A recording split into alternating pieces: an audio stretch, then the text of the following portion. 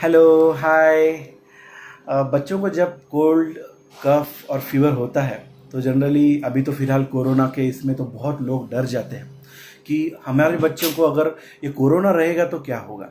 तो मैं सब पेरेंट्स को ये एडवाइस हमेशा देता हूँ, आप तो जानते ही हो कि किसी भी टाइप का फीवर रहेगा, हमारे अगर बेबी का इम्यूनिटी अच्छा है तो कुछ नहीं होगा।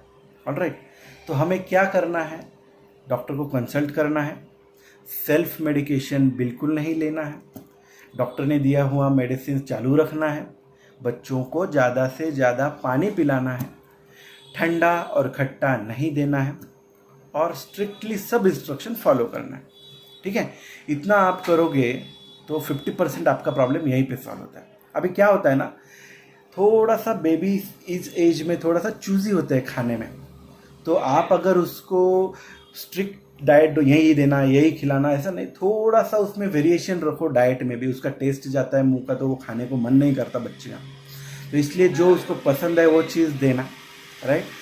जो उसको खाता है खिलाना, उसको ज़्यादा से ज़्यादा पानी पिलाना, जो सब सब जितना लेता है थोड़ा थोड़ा quantity. See, try to increase the frequency of the feed and not the quantity of the feed. Alright, quantity उसको डिसाइड करने दो, जितना लेता है उतना लेने दो। ऑलराइट, तो इतना ख्याल रखो, मेडिसिन प्रॉपरली लो। अगर फीवर 3 दिन के ऊपर कम ना हो जाए, उसको बच्चा बार बार सो रहा है, बिल्कुल एक्टिव नहीं है और बिल्कुल खा पी नहीं रहा है, तो इमीडिएटली मेरे पास लेके आना है। ऑलराइट, इतना ध्यान रखो। डेंजर साइन क्या है, पहला कुछ खा पी नहीं रहा है, बार बार सो रहा है बच्चा, खेल नहीं रहा है और मेडिसिन भी नहीं ले रहा है, तो इमीडिएटली फॉलोअप में आना है। ओके, चलो बाय।